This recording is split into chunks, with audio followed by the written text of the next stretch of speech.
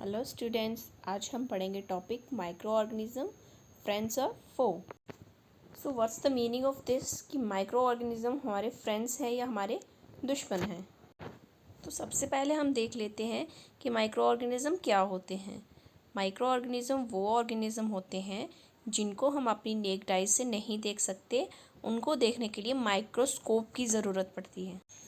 जैसा कि हमने कहा, हम माइक्रो ऑर्गेनिज्म को नेक्ड आई से नहीं देख सकते, लेकिन sometime groups of micro organism को हम नेक्ड आई से देख सकते हैं। फॉर एग्जांपल स्टैग्नेंट वाटर, मतलब रुके हुए पानी पे जब एक ग्रीन कलर की लेयर आ जाती है तो वो ग्रीन कलर की लेयर किस चीज़ की बनी होती है? माइक्रो ऑर्गेनिजम्स की, जिसको हम कहते हैं एल्गे। सेकेंड एग्जाम्पल भी हम इसकी देख सकते हैं। जैसे हम घर में ब्रेड लाते हैं, उसको यूज़ नहीं करते, कुछ दिन वो पड़ी रहती है, तो आफ्टर फ्यू डेज़ हम देखते हैं उस पर ग्रेइश कलर की या वाइट कलर की कॉटन की लेयर आ जाती है। तो वो भी क्या है? कॉटनी लेयर किस चीज़ की बनी होती है? माइक्रो ऑर्गेनिज्म की बनी होती है, जिसका नाम है फंगस। ओके, तो जो माइक्रो ऑर्गेनिजम्स होते हैं उनको हम डिफरेंट ग्रुप्स में डिवाइड कर सकते हैं। हेयर हमने उसको 5 ग्रुप्स में डिवाइड किया है। Number 1 is algae, second bacteria, third fungus, fourth protozoa and fifth virus. तो स्टूडेंट्स, आप इस स्लाइड में देख सकते हैं बहुत सारे माइक्रो ऑर्गेनिजम्स को। माइक्रो ऑर्गेनिज्म जो होते हैं वो ऑलमोस्ट ऑल कंडीशन में सर्वाइव कर सकते हैं। एक्सट्रीम गर्मी, एक्सट्रीम सर्दी, एक्सट्रीम ड्राई कंडीशन और extreme wait condition, in all type. तो अब हम देखेंगे कि माइक्रो ऑर्गेनिज्म को हमने फ्रेंड्स क्यों कहा। तो फ्रेंड्स हमने इसलिए कहा क्योंकि माइक्रो ऑर्गेनिज्म हमारी डेली लाइफ में यूज़ होने वाले बहुत सारे प्रोडक्ट्स में यूज़ होते हैं।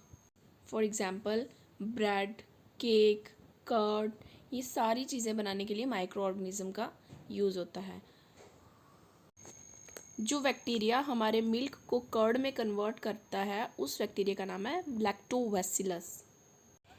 माइक्रो ऑर्गेनिज्म हमारी और हेल्प कैसे करते हैं कि जो भी हमारी डेली लाइफ में जो वेस्ट प्रोडक्ट प्रोड्यूस होता है, फॉर एग्जांपल वेजिटेबल पील्स या डेड ऑर्गेनिक मैटर, उन सब को कंज्यूम करके सॉइल में मिक्स कर देते हैं और सॉइल की फर्टिलिटी को इम्प्रूव करते हैं। But one thing to keep in mind here is that कि बैक्टीरिया सिर्फ ऑर्गेनिक मैटर को ही कंज्यूम कर सकते हैं। Material like plastic and glass can't be consume by bacteria. On the other hand, कुछ ऐसे बैक्टीरिया होते हैं जो सॉइल में फ्रीली रहते हैं और एटमॉस्फेयर से नाइट्रोजन लेकर सॉइल में फिक्स कर देते हैं, जिससे कि फर्टिलिटी ऑफ सॉइल इंक्रीज होती है। One example of such bacteria is blue green algae. Blue green algae क्या करते हैं कि एटमॉस्फेयर से नाइट्रोजन लेते हैं और उसको सॉइल में फिक्स कर देते हैं। इससे फर्टिलिटी ऑफ सॉइल इम्प्रूव होती है। इसके साथ ही बच्चों, आपने देखा होगा जब हम कभी बीमार पड़ते हैं तो हम इंजेक्शन लेते हैं।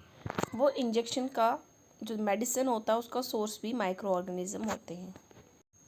वो मेडिसिन जो माइक्रो ऑर्गेनिज्म को किल करने का काम करती हैं, उनको हम कहते हैं एंटीबायोटिक।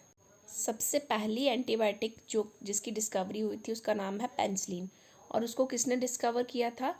अलेक्जेंडर फ्लेमिंग ने इन 1929।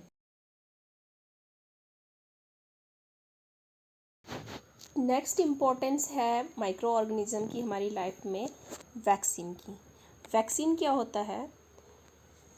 A mild form of disease that is put inside a person. देखो बच्चों, जब भी कोई डिजीज़ काजिंग ऑर्गेनिज्म हमारी बॉडी में एंटर होता है तो हमारी बॉडी उसको किल करने के लिए एंटीबॉडीज़ बनाती हैं, और ये एंटीबॉडीज़ उस ऑर्गेनिज्म को किल कर देता है। इसके साथ साथ हमारी बॉडी ये भी याद रखती है कि जब ये वायरस या ऑर्गेनिज्म दोबारा हमारी बॉडी में एंटर करेगा तो हमें इसको किल करने के लिए दोबारा यही वाली एंटीबॉडीज़ प्रोड्यूस करनी पड़ेंगी। तो वैक्सीन भी हमारी बॉडी में इसी तरह काम करता है।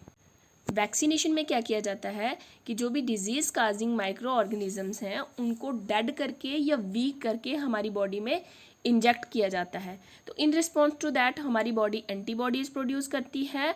एंटीबॉडीज़ प्रोड्यूस करने के साथ साथ हमारी बॉडी ये याद भी रखती है कि नेक्स्ट टाइम इन एक्चुअल अगर हमें वो बीमारी लगे, हमारी बॉडी में वो माइक्रो ऑर्गेनिज्म एंटर करें, तो हमें ये एंटीबॉडी दोबारा बनानी है और इन माइक्रो ऑर्गेनिज्म को किल करना है। तो बच्चों, सबसे पहली वैक्सीन किसने बनाई थी? एडवर्ड जीनर ने इन 1798। और कौन सी बीमारी के लिए बनाई थी? स्मॉल पॉक्स के लिए। आप इस नेक्स्ट लाइन में देख सकते हैं, स्मॉल पॉक्स की डिजीज़ से इन्फेक्टेड है ये चाइल्ड, और उस टाइम पे ये बहुत ही कॉमनली स्प्रेड डिजीज़ थी। और आप देख सकते हैं कि ये वैक्सीन बना के उन्होंने ह्यूमैनिटी की कितनी बड़ी हेल्प की है। तो आपने देखा कि माइक्रो ऑर्गेनिज्म हमारे लिए इम्पॉर्टेंट भी होते हैं। ये हमारे लिए डेली यूज़ के प्रोडक्ट्स बनाने के लिए इस्तेमाल होते हैं, हमारे लिए वैक्सीन बनाने के लिए काम में आते हैं, हमारे एनवायरनमेंट को क्लीन रखते हैं, और हमारे लिए मेडिसिन भी बनाते हैं, और इसके साथ साथ हमारी सॉइल की फर्टिलिटी को भी इम्प्रूव करते हैं। तो नेक्स्ट वीडियो में हम पढ़ेंगे harmful effects of microorganism. Till then, bye bye.